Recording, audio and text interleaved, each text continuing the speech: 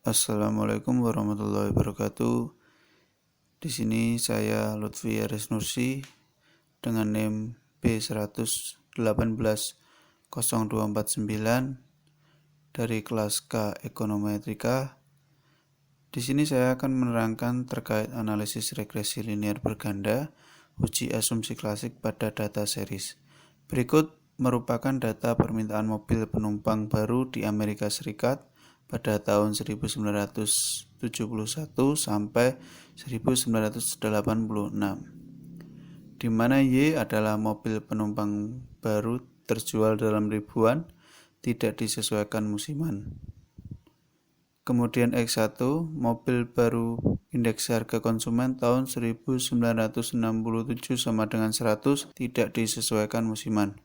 Kemudian X2, indeks harga konsumen semua item semua konsumen perkotaan tahun 1967 sama dengan 100, tidak disesuaikan secara musiman. Kemudian X3, personal disposable income atau PDI yang tidak disesuaikan dengan variasi musim. Kemudian X4, suku bunga persen, kertas perusahaan pembiayaan ditempatkan langsung, dan X5, tenaga kerja sipil yang diperkerjakan dalam lingkungan tidak disesuaikan untuk variasi musim. Berikut merupakan data dengan jumlah 16 data dari tahun 1971 sampai dengan tahun 1986. Berikut merupakan data yang sudah saya copy dari Microsoft Excel. Kemudian untuk variable view-nya yaitu Y desimalnya 0 dengan label mobil baru terjual, X1 mobil baru, X2 indeks harga konsumen, X3 personal disposable income, kemudian X4 suku bunga, dan X5 tenaga kerja. Untuk desimal disesuaikan dengan data. Kemudian untuk uji asumsi klasik itu ada 4 kriteria. Yang pertama uji normalitas, kedua uji multikolinearitas, yang ketiga uji heteroskedastisitas, dan yang terakhir uji autokorelasi. Untuk yang pertama yaitu uji normalitas, itu indikator penilaiannya pada grafik normal probability plot dengan dugaan terjadi normalitas apabila data dikatakan terdistribusi normal, jika data yang menyebar di sekitar diagonal dan mengikuti arah garis diagonal, dan tidak terjadi apabila data penyebar jauh dari diagonal atau tidak mengikuti arah garis diagonal. Mari kita lihat pada tabel normal probability plot. Dapat dilihat pada grafik ini data terdistribusi secara diagonal menurut garis diagonal sehingga dikatakan terjadi normalitas atau lolos uji normalitas. Kemudian yang kedua yaitu uji multikolinearitas. Uji multikolinearitas ini dapat dilihat pada tabel koefisien dengan melihat nilai toleransi dan nilai VIF. Dapat dikatakan multikolinearitas apabila nilai toleransi kurang dari 0,10 dan nilai VIF lebih dari 10.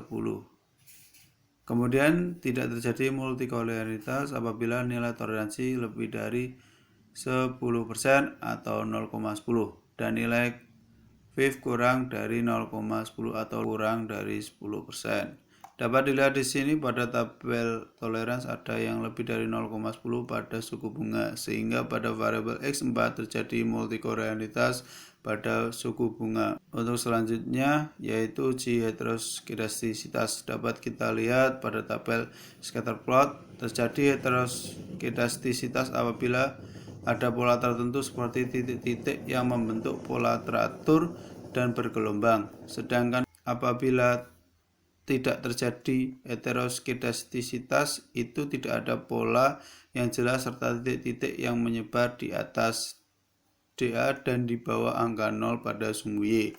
Karena ini polanya menyebar, maka tidak terjadi heteroskedastisitas.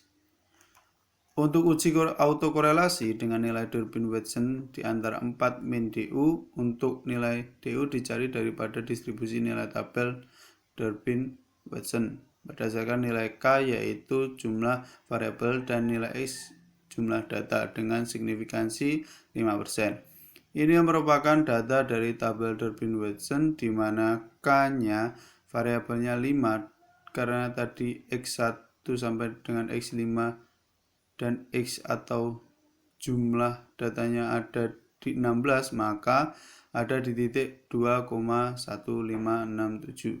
Maka nilai DU sama dengan 4 dikurangi 2,1567, hasilnya adalah 1,8433.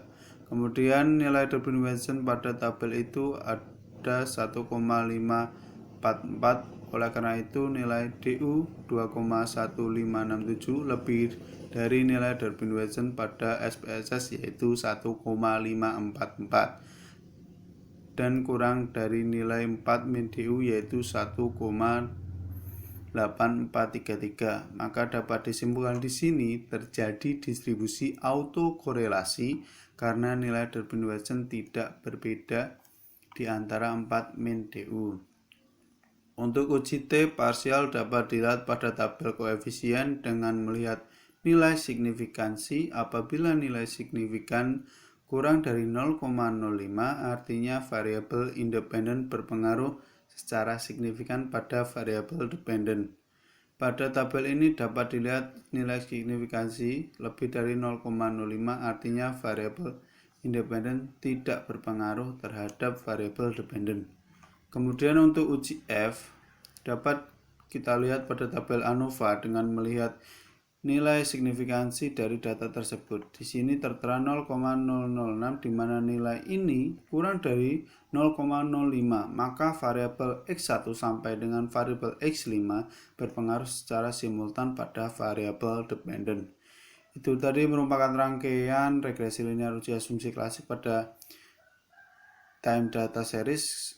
Sekian yang dapat saya sampaikan, kurang lebihnya mohon maaf. Wassalamualaikum warahmatullahi wabarakatuh.